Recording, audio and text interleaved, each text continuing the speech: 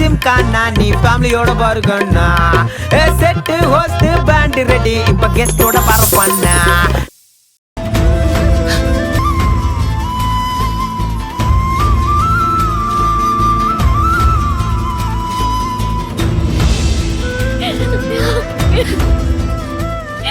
இங்க பாரு, இப்ப எதை நினைச்சு அழுதாலும் எதுவுமே மாற போறதில்ல. எல்லாமே கைமீறி போயிடுச்சு. இதுக்கப்புறம் பிரச்சனை எதுவும் நடக்காம பாத்துக்கணும். அதுக்குள்ள இந்த விஷயத்துல நம்ம ஒரு முடிவு எடுத்தாகணும். நீ இன்னொருத்தரை காதலிக்கிற விஷயம் மத்தவங்களுக்கு தெரிஞ்சதுன்னா எப்படி ரியாக்ட் பண்ணுவாங்கன்னு தெரியாது. அவங்க கோவப்படலாம், வருத்தப்படலாம், ஏன் உன் காதலுக்கு எதிர்ப்பு கூட தெரிவிக்கலாம். அதனால அத்தை கிட்டயோ மூர்த்தி மாமா கிட்டயோ ஏன் அன்பு கிட்ட கூட இந்த விஷயத்த சொல்ல முடியுமான்னு தோணல. ஆனா கையில கிட்ட சொல்லலாம்.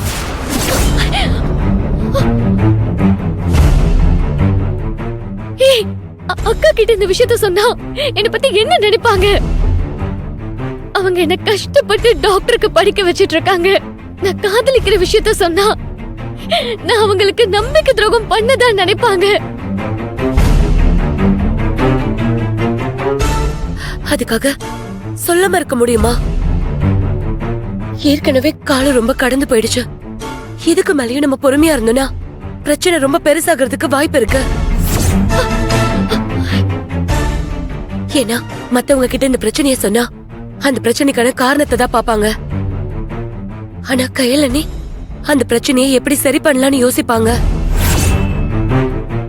அவங்க ரொம்ப பக்குவமானவங்க. அவங்க நிதானமா நம்ம என்ன சொல்ல வரோன்னு கண்டிப்பா காது கொடுத்து கேட்பாங்க. நீ காதலிக்கிற விஷயத்த சொன்னா அவங்க என்ன பண்ணலாம்னு யோசிப்பாங்களோன்னு எனக்கு தோணுது. ஷாலினி, எனக்கு பயமா இருக்கு. அக்கா மட்டும் என்ன தப்பா நினைச்சிட்டாங்கன்னு வையே, என்னால அதை தாங்கவே முடியாது. அப்போ நீ லவ் பண்ற பையனை மறந்துடு.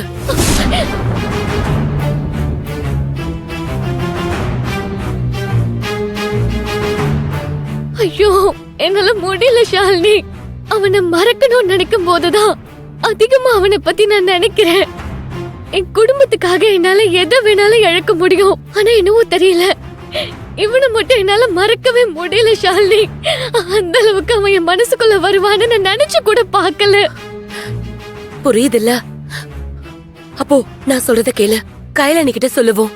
இல்லன்னா நேத்து நடந்த மாதிரி வீட்டுக்கு தெரியாம கல்யாணம் அது இதுன்னு அவசரப்பட்டு முடிவு எடுத்துட்டீங்கன்னா ஷாலினி, மொத்த குடும்பமும் நில கொழிஞ்சு போயிடும். ஆனந்தி, ஷாலினி, நான் அப்படிலாம் பண்ண மாட்டேன் ஷாலினி. நான் தான் சொன்னேன்ல, நாங்க வீட்டுக்கு தெரியாம கல்யாணம் பண்ணிக்கிறதுல பாலுக்கும் விருப்பம் இல்ல. சொல்ல போனா என்ன மாதிரியே அவனுக்கும் இந்த கல்யாணத்துக்கு தான் கோயிலுக்கு கூட்டிட்டு வந்திருக்காங்கன்னு எனக்கு தெரியாது. பாலுவோட ஃப்ரெண்ட்ஸும் அவங்க அண்ணன் கோபியும் சேர்ந்துதான் இதெல்லாம் பிளான் பண்ணிருக்காங்க.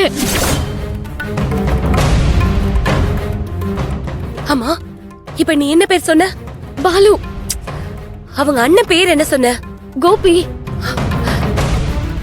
பாலு, கோபியா? நீ லவ் பண்ற பையன் எப்படி இருப்பான்? அவன் போட்டோ ஏதாவது இருக்கா? எதுக்கு ஷாலினி? இருக்கா இல்லையா? இருக்கு.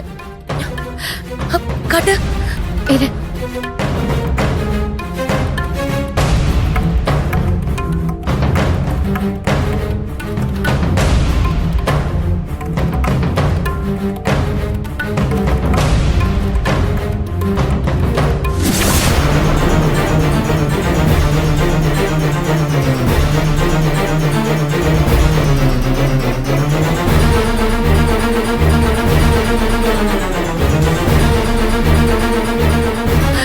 தனக்கோட தம்பியாச்சே.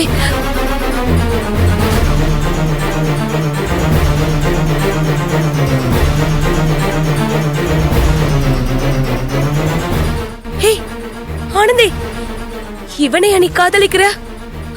ஆமா ஆனந்தி, இது யாருன்னு தெரியுமா உனக்கு? இவன் தான் தனாக்காவோட தம்பி பாலு. ஷாலினி, நீ என்ன சொல்லிட்டு இருக்க? ஆமா ஆனந்தி, யார என்னன்னு தெரியாம இத்தனை நாளா இந்த பையனை காதலிச்சிட்டு இருந்திருக்க.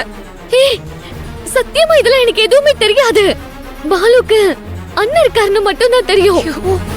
பாலுக்கு அது நீ யாரு என்னன்னு தெரியுமா தெரியாதா? தெரியலையே ஷாலினி.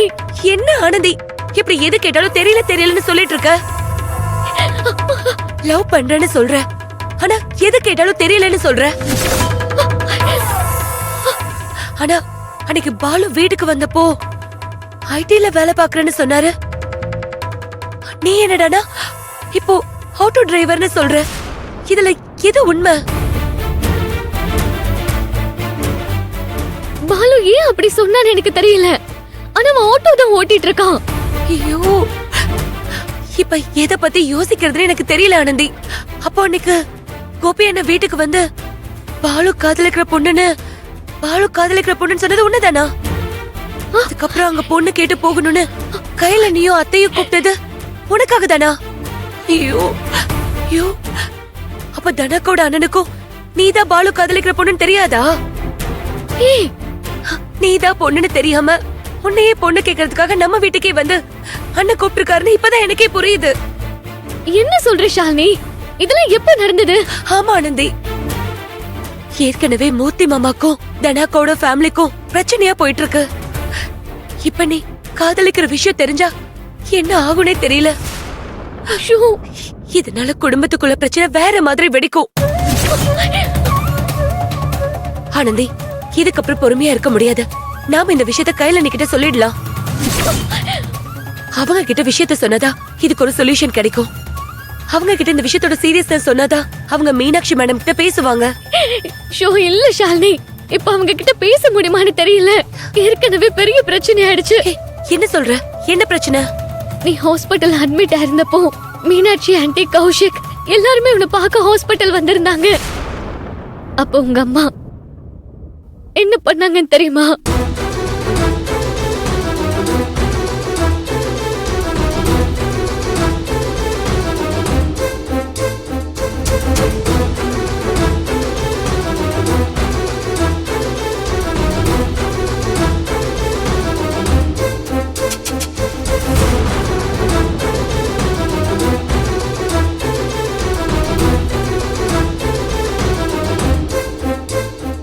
உங்க அம்மா சொன்னதெல்லாம் நம்பி அவங்கள கோச்சிட்டு போயிட்டாங்க ஷாலினி.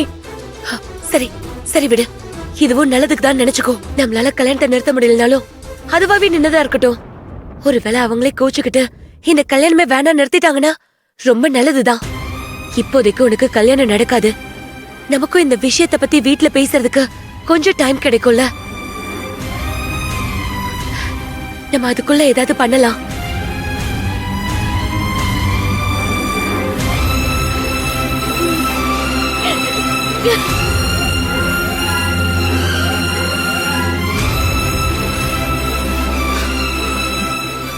அம்மா, அத்தை அழாதீங்க அத்தை.